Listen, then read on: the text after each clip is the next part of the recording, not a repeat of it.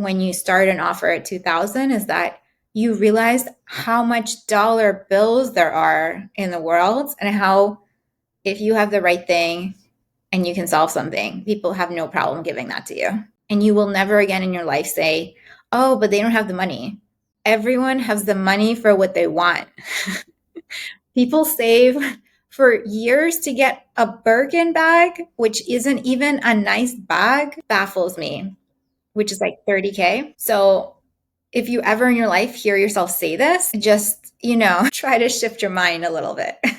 Welcome to Career Coaching Secrets, the podcast where we talk with successful career coaches on how they built their success and the hard lessons they learned along the way. My name is Davis Nguyen, and I'm the founder of Purple Circle, where we help career coaches scale their business to 7 and 8 figures without burning out. Before Purple Circle, I started and scaled several 7 and 8 figure career coaching businesses myself and consulted with 2 career coaching businesses that are now doing over $100 million each. Whether you're an established coach or just building your practice for the first time, you'll discover the secrets to elevating your coaching business. Hey everyone, welcome to another episode of Career Coaching Secrets podcast. I'm your host, Regan, and today's guest is Anna Miller. She's the co-founder and career coach at Code Career Mastery, the leading career growth community for early career software engineers. She's based in Long Beach, California, and has helped over 100 software engineers land job offers, boost their confidence, and grow their careers in tech, often in just a few months. With a passion for helping people make meaningful connections, that combines practical job search strategies with compassionate mentorship. From guiding engineers to master networking to simplifying interview prep, her proven approach empowers job seekers to land offers without the overwhelm. Anna is not only a respected coach, but also a generous, positive force in the tech job search space. And it's a pleasure for me to have her on the podcast today. Welcome to the show, Anna. Thank you so much. So yeah, it's a pleasure for us. So I wanted to learn more about what initially sparked this in you. What inspired you to become a coach and then start your own coaching business?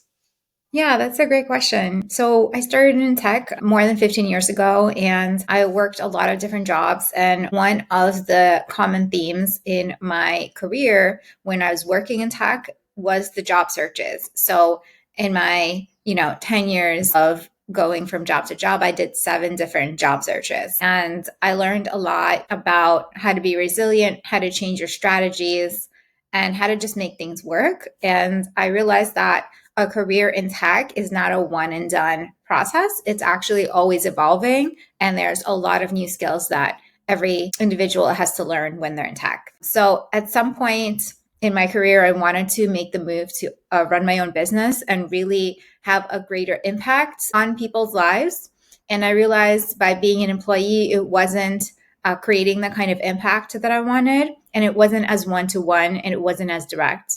So around 2020, I took a career break. And then 2021, I dived into coaching. I got business coaching programs. I started creating programs. I started reading, watching, learning about all the different parts of the coaching business and understanding where can I start and how can I build my first offer. So it was really about creating a bigger impact and sharing the knowledge that I learned over the last 10 years and growing with those that are just entering the industry. I realized how hard it was without a mentor. And I also didn't have a mentor. So my main inspiration was my lack of mentorship, and my job searches led me to enable others to just get into the tech industry easier.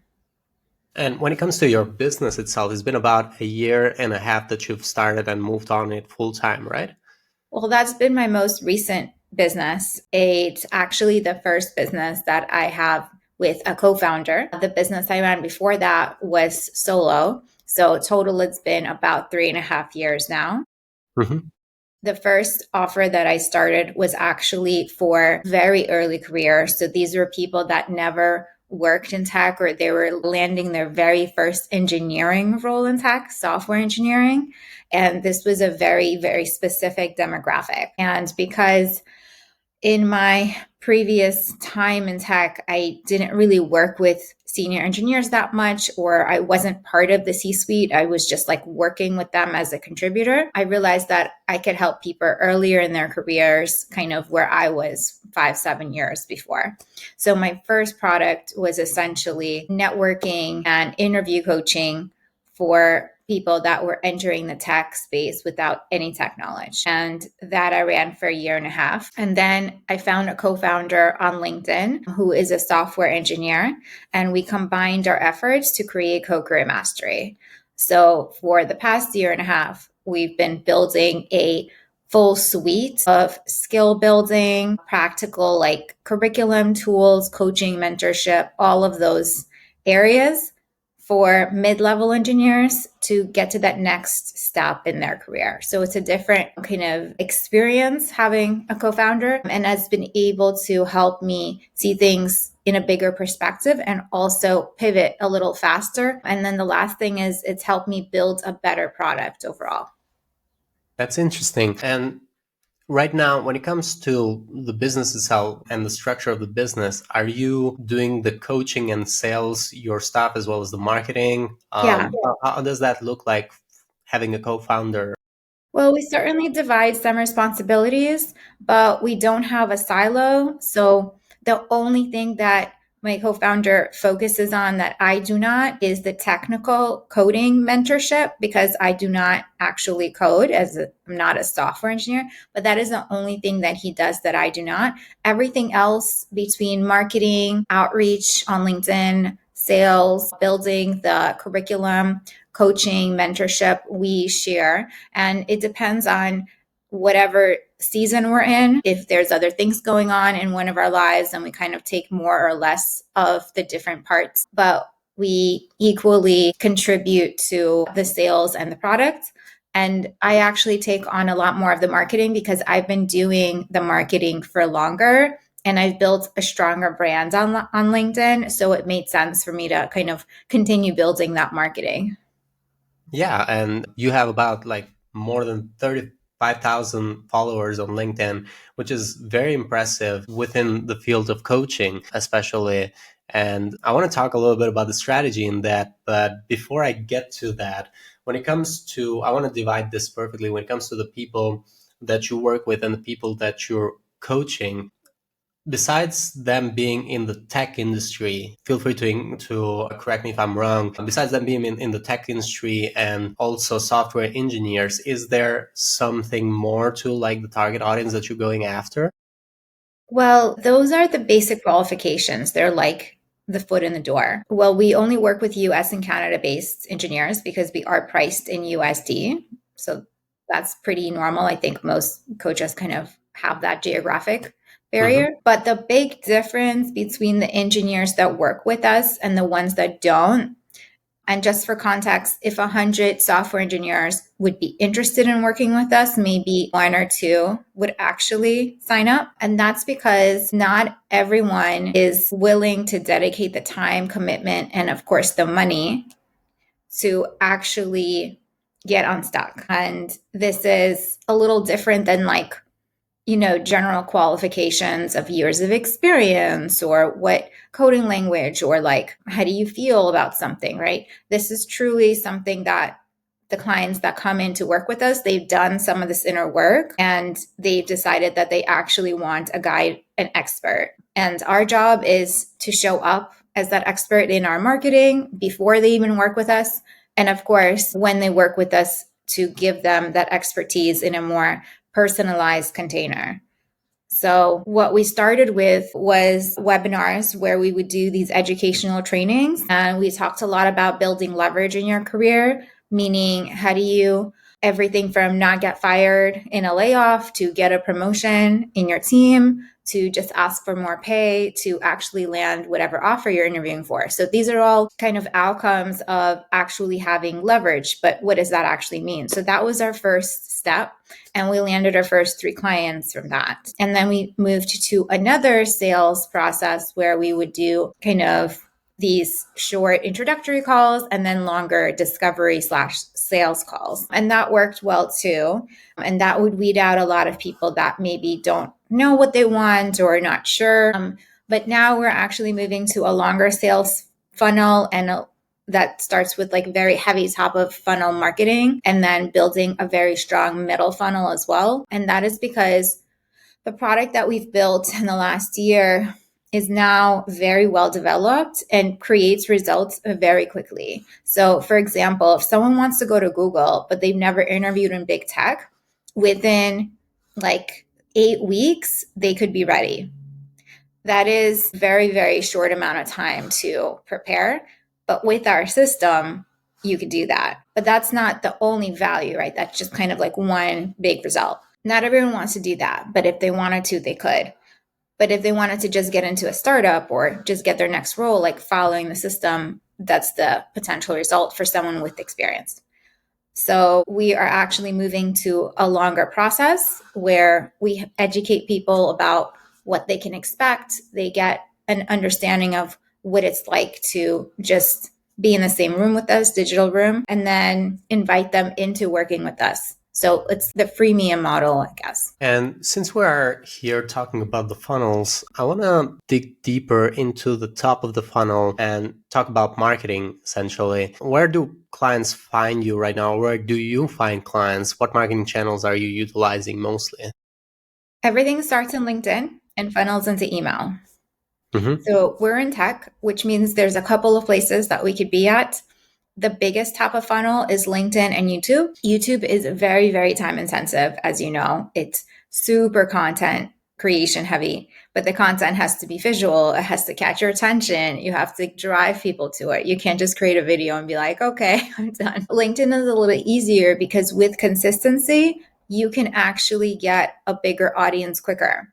So there's a lower ramp up time and a lower time to deliver content. You could just write. So writing is a little faster than creating video. So everything that we do right now is LinkedIn heavy, from the sales, DM outreach, cold outreach, to posting, which I do pretty frequently, to engaging with people, to actually doing live podcast shows like a LinkedIn Live. So I do that too. So basically utilize all the different LinkedIn features for marketing. And what's interesting is that if you have your first offer and you're trying to get to like K, 200K, I think you could do a lot with LinkedIn only. But after that, it's starting to feel a little constrained in your reach, and you probably need to explore other channels. We do funnel LinkedIn into email and then the free community and maybe some other, marketing things like webinars. But the first touch point right now is LinkedIn or a word of mouth recommendation from someone from LinkedIn. And looking at that, like the focus on LinkedIn right now, where does this go in the future? Like, do you have, not just for marketing, but we can talk about marketing as well. When we talk about future goals with your coaching business for you and your co-founder, where do you see this going for the next 1 to 3 years? What goals are you trying to achieve?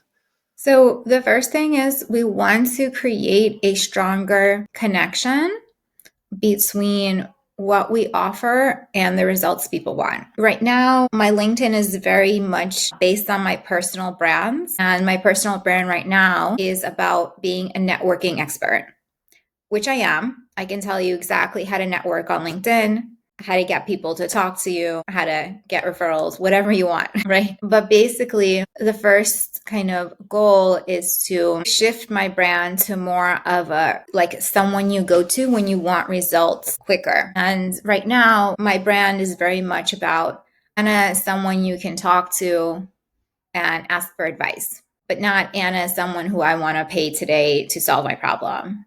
So I definitely want to bridge that gap, and I want to go beyond my personal brand name to the company as well. So I want to use my personal brand as a bridge to create better brand recognition for the company Co-Career Mastery, because that's really where the value, long-term value lies. And then the second biggest goal is to really have a tighter kind of funnel between the people who enter at the top in conversations with me and then all the touch points they can have after in email and webinars and stuff like that.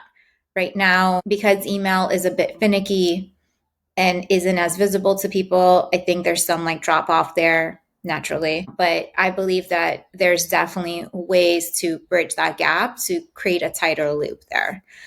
So that's something to work on in the future. And then just keep growing my audience so that I keep having bigger and bigger word of mouth, essentially. Cool. That all makes sense to me. And when it comes to the co-founder and the audience and the LinkedIn for the co-founder, is it also being utilized for marketing the company at this point?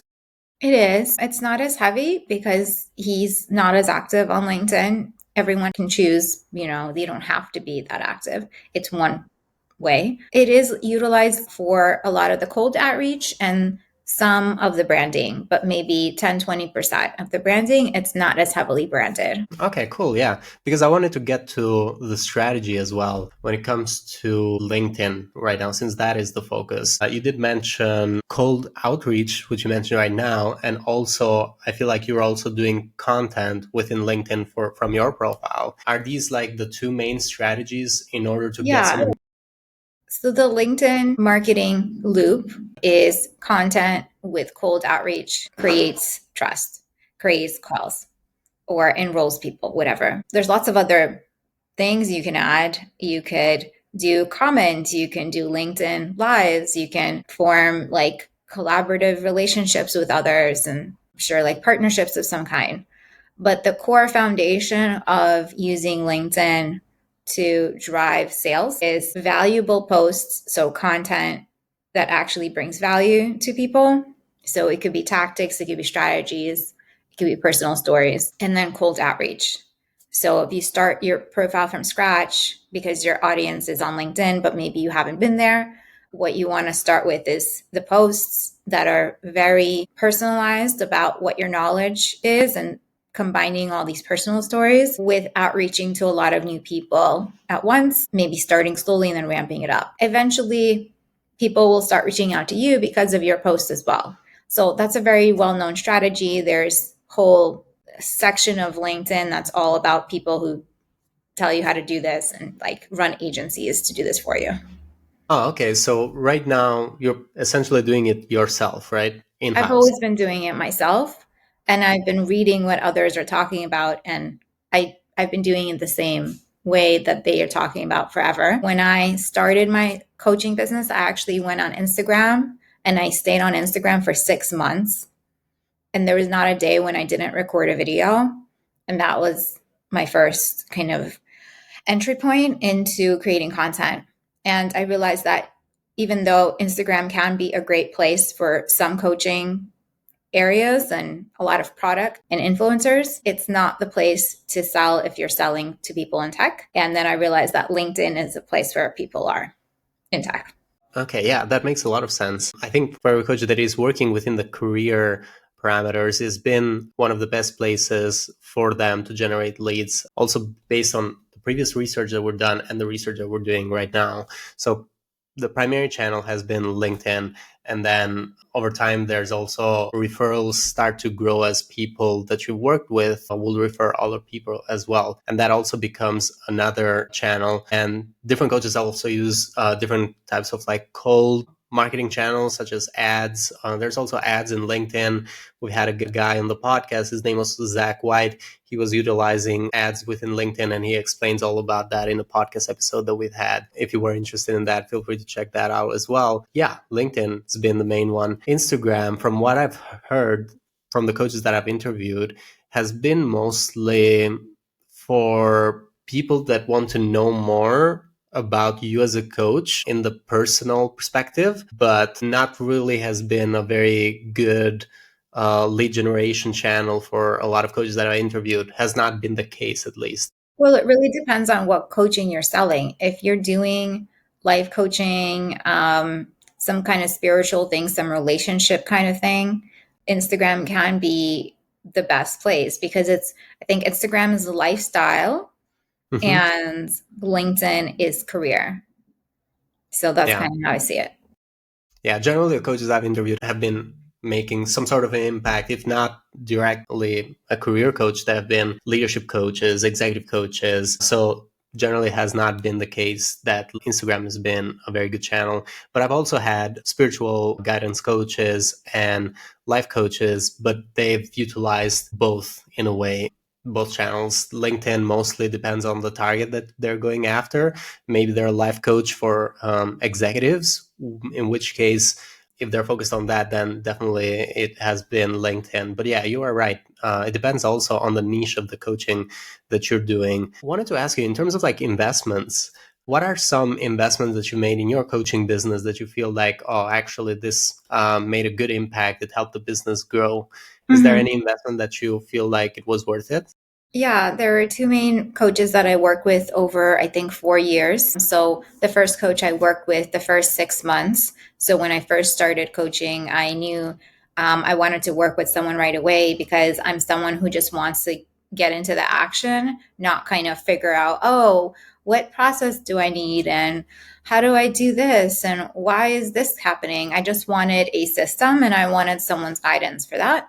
So I worked with a coach the first 6 months when I just started, and that was on Instagram. And that was really helpful because I didn't know anything about creating content, about refining my communication, about speaking with new people who could potentially be clients. I didn't know about how to package some of my messages. There's a marketing package, a sales package, and maybe a coaching pack. Like there's different ways to frame it. Sorry, not packaging. Basically, I learned how to frame the same information in multiple different ways so that I could speak to people based on where they're at. So if it's a webinar, I'm not going to frame it like I would to a coaching client, or maybe with the coaching client, I would be less informal versus with the webinar, it'd be more formal and more structured. So I learned a lot in the first 6 months. And then 2 years later, I worked with another program. So, this second program that I worked with, this coach was also on Instagram, and I could check my Instagram maybe like once a year at this point. But at this stage, when I found her, I was actually looking for someone to launch a new offer and to have a very strong system and to make my first like $10,000. Mhm. So this coach literally created a program called Your First 10K or something. I think it was called 10K, Slay 10K. Mhm. And it was only for women too. I actually, most of the coaches I worked with were like women only, which I liked. So I joined her program and it was pretty like self-explanatory after the fact. Basically, you create an offer that is about 2 to 3K, right? And either you split it up in payments or you just require paid upfront, where you have something to gather the money. And then you sell to 5 to 7 people and you made your first 10K. Very, very simple. But what's really not simple is when you've never sold anything for 2000 and up, or even like at this point, I've already sold for 1,000. And I sold packages for like 1,500, and I sold a package for like 8,000, but it was a payment plan to one person. So when I found this new program to make my first 10K, I realized, okay, I have to become comfortable selling at a higher level, introducing myself with this new framing and talking about investment at this higher level, understanding that it's going to be very valuable for someone. So I spent 3 months before this program just building up my brand on LinkedIn through content. And I created some really good relationships through other people on LinkedIn.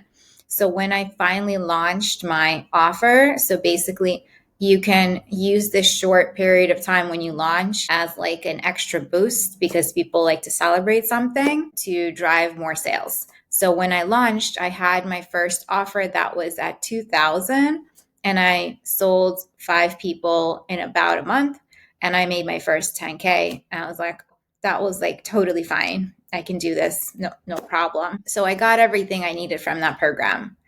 So those are my main two investments that were really helpful. All the other ones, I made other investments. They were just me trying to see if someone knew something I didn't, but they did not.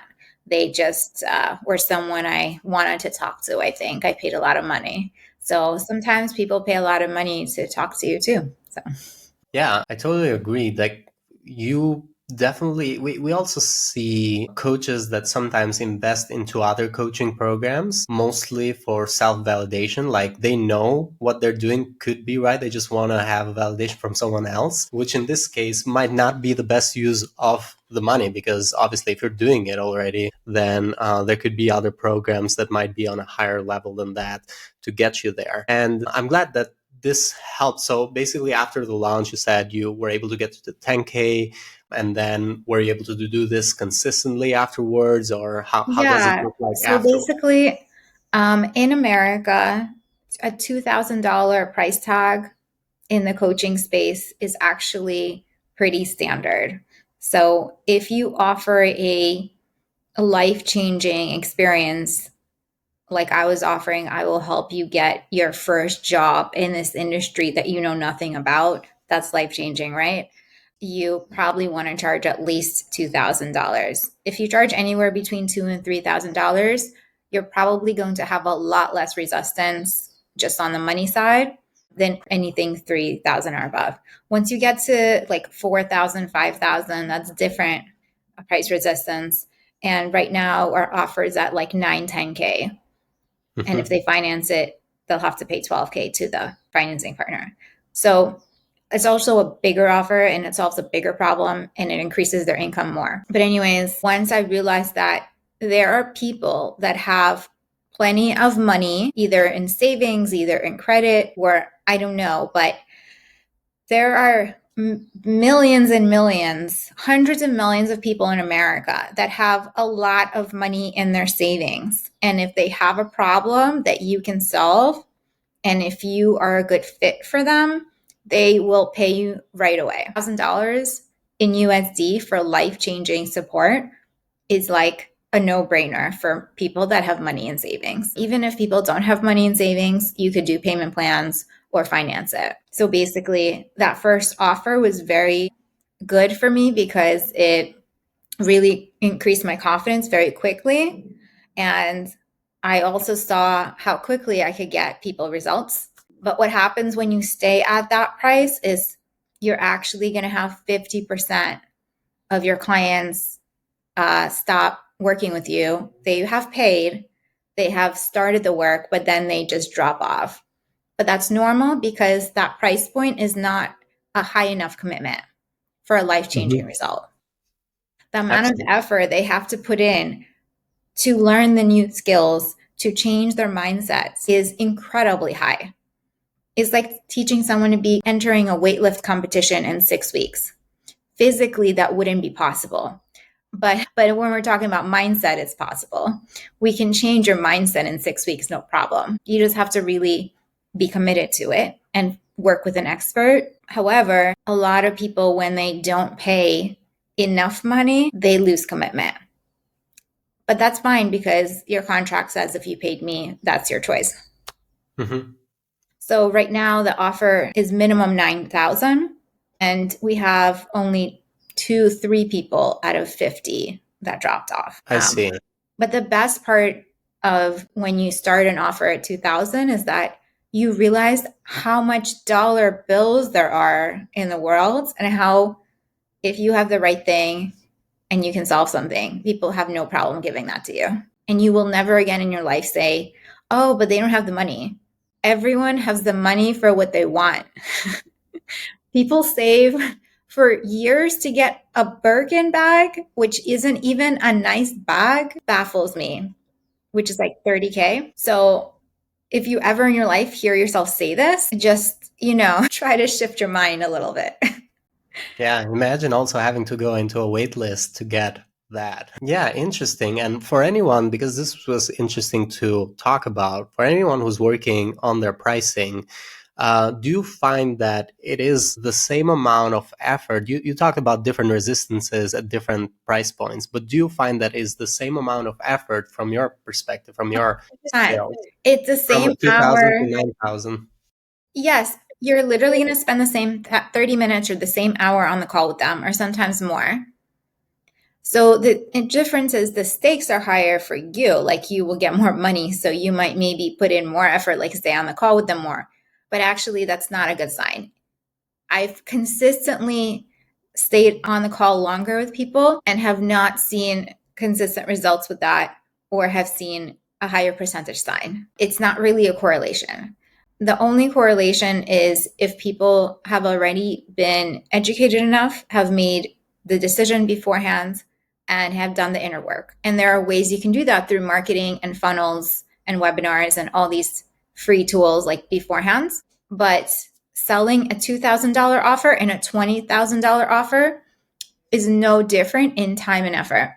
The only difference is how strongly you believe in how much you can help them. That is interesting, because for anyone who's thinking of raising their prices, and I know that there's a lot of coaches thinking about that, you could just test it, right? You could just test a higher price and see how you get the response from the calls that you're getting. And then it's not the responses. The responses are false negatives, or I don't know what you call them. When people don't want to pay for something, that's actually a good response. That means they don't understand what you're actually selling, and that has nothing to do with money. And that means you haven't done enough of a job to connect the value. And if you feel like you have done all of that, there's probably just not a good fit. And that's really, really hard to admit. And it's still hard for me to admit that, because I have had over 100 sales calls in the last just 1 year, 1 hour calls, really long, where I really didn't want to admit to myself that it's just not a good fit, because emotionally and mentally, they do not want the help. They do not want to commit to the goal that they have. And it is not your job to convince them if they're not willing to commit. So it's a very, very fine line. But there is definitely something to say about who you're selling to. But let me tell you this. I was selling to people, bootcamp graduates, who just invested $15,000 or $20,000 into an educational program. And then they got on a call with me, maybe a few months later, maybe a year later. And I was telling them, you have to pay more money on top of what you paid to reach your goal. It's not the money, it's if they actually want their goal. And very, very few people actually emotionally commit. And if they can't emotionally commit because they haven't done that work, which you can't do anything for them, it's their job, it's just not a good fit. And it's very hard to really pull that out of people. And I can say, just from my experience, I'm not that good a salesperson to get someone to emotionally open up and say, I really do want this, or I actually don't. So really, really challenging space there, but it's not the money. Yeah. I also think it's not the money. One analogy we would like to use is you have to think about the value of what you're offering. You have to properly and clearly state that when you're having that call, because you might have something that is very valuable and you're giving it for a price that doesn't really meet the value that you're offering. So think of it like, let's say we have a Lamborghini here, and it could be worth $1 million or more. And let's say if I offered it to you for 50 grand, you'd do anything to get that 50 grand because you know the value of a Lamborghini, right? So even with your offer, if you can clearly state the value that they are able to get from their investment, then it's a no-brainer. And so, one other thing that's really hard to put your finger on too is, depending on your niche and depending on the people that you're selling to. So let's say you're doing executive leadership coaching. This is a space where people are rich. If they're in tech, they probably have $1 million saved in their account or investments, just because where they are in their career, if they're a C-suite, they're getting paid lots and lots of money and have been working for 15 years. Okay. So the second thing is, so they're rich, relatively speaking. And the second thing is, there is a social standard that it is normal to get coaching at high levels of leadership. Now, let's do an opposite. There's the bootcamp graduate. This is a random person. Let's say they were a bartender for 10 years and they are tired of working in service, and they go do a bootcamp education. They take a loan for $20,000. Now they have the step one of their education, right? But they have not gotten that job. Now they are not anywhere close to having any savings of substantial value, probably, unless they have family money or something. They also don't know anyone in that industry. And there is nothing in our society that says you need to pay someone to get into a certain industry, or like there is no social like proof or social standards of coaching. It's a very new space. So very different environment, and they have to figure this out for themselves. It's a much higher mental lift. There's no precedent for it, right? It's not like C-suites that are like, oh yeah, my friend has like a fitness coach and a sleeping coach and a life coach, and that's just how they live. A person that is even in tech the first 3 years of their career, if they can even get a mentor, that's huge. But everyone thinks they have to do everything on their own. They're searching for help, but they don't know how much help costs. They don't know what help means. So it's a very, very scattered industry. So depending on your persona, it's either you're selling to rich people, middle class, or lower than middle class, kind of like a mix. So it really matters, but they will get the money. If they want, they will figure it out. Yeah.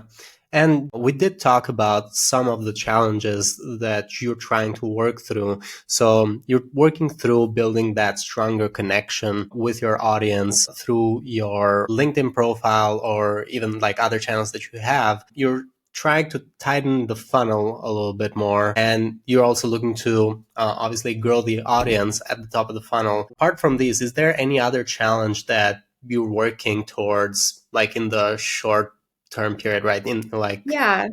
right now. Yeah, so our audience is mid-level professionals. That means they do have money, either savings credit or other, and that's not an issue. The issue is this lack of education around how to get help and how much help costs. And what does help look like? So what we're trying to do is move to a freemium model, which I mentioned, in order to use this perception of like education or like a boot camp as a buffer to create that framing. So when people think about their career, people find no problem going to a college, like a community college, getting a master's program, getting a certification. They will pay 10, 20,000 for anything in the education space because there's this perception that has been developed by the education industry for the last 50 years or more that if you pay 10, 20,000 to an educational institution, they will help you get a job.